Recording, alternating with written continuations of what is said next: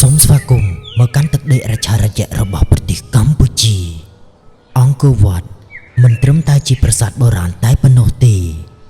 ថែមជាបេះដូងរបស់អាណាចក្រខ្មែរជាកន្លែងដែលអតីតកាលនិងបច្ចុប្បន្នកាលបានចាក់ស្រេះចូលគ្នាបង្កើតបានជាភាពអស្ចារ្យដែលពិភពលោកបានទទួលស្គាល់រាល់ថ្មចម្លាក់នីមួយៗនៅលើប្រាសាទរាល់ចម្លាក់ក្បាច់ផ្កា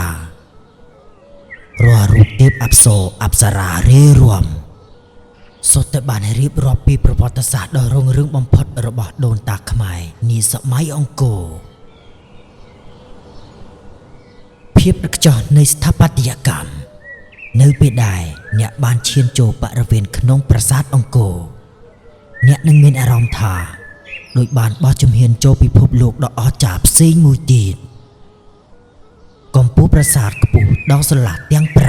5បានស្ដែងចេញនៅភ្នំព្រះសុមេរុគឺជាទីកន្លែងដែលអ្នកទស្សនាគ្រប់រូបមានអារម្មណ៍អន្លង់លក់ជាមួយទិដ្ឋភាពដ៏អស្ចារ្យបំផុតជញ្ជាំងប្រាសាទដែលលម្អក្បាច់រចនាដ៏ល្អឯករៀបរាប់ពីទេវកថាហិណ្ឌូនិងរឿងរ៉ាវសមរភូមិដ៏ខ្លាំងក្លាបង្ហាញពីភាពប៉ិនប្រសប់នៃស្ថាបត្យករនិងជាងចម្លាក់ក្នុងសម័យបុរាណរូបសំណាកព្រះពុទ្ធនិងទេពអប្សរារាប់ពាន់ហាក់បីដូចជាមានជីវិតយ៉ាងដូច្នោះដែររងចាំបក់ដៃស្វាគមន៍ភ្ញៀវទេសចរគ្រប់ទិសទីពន្លឺថ្ងៃរះលើប្រាសាទអង្គរវត្តគ្មានអ្វីអាចប្រៀបផ្ទឹមទិដ្ឋភាពដ៏អស្ចារ្យដែលជះចំកំពូលប្រាសាទអង្គរវត្តបានឡើយពន្លឺពណ៌មាសបានជះចេញមកលើថ្មបុរាណបង្កើតបានជាស្រមោលដ៏វែងអន្លាយធ្វើឲ្យប្រាសាទទាំងមូលមើលទៅហាក់បីដូចជាមានអាគមដ៏ខ្លាំងអំណាច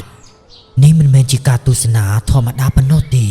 តែវាគឺជាបទពិសោធន៍ដែលធ្វើឲ្យមនុស្សគ្រប់រូបដកចិត្តដិតអារម្មណ៍ជារៀងរហូតមរតកវប្បធម៌ខ្មែរអង្គរវត្តមិនត្រឹមតែជាកេរដំណែលរបស់ជាតិកម្ពុជាប៉ុណ្ណោះនោះទេ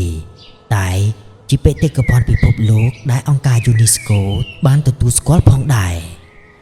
វាជាភស្តុតាងរស់រវើកនៃអច្ឆរិយៈមួយដែលបានបន្សល់ទុកស្នាដៃដ៏វិសេសវិសាលបំផុតសម្រាប់មនុស្សជាតិជំនាន់ក្រោយការមកទស្សនាប្រាសាទអង្គរវត្តហាក់បីដូចបានស្វែងយល់ពីព្រលឹងរបស់ប្រទេសកម្ពុជាដែលពោរពេញទៅដោយភាពអត់ធ្មត់ភាពច្នៃប្រឌិតនិងភាពថ្លៃថ្នូរ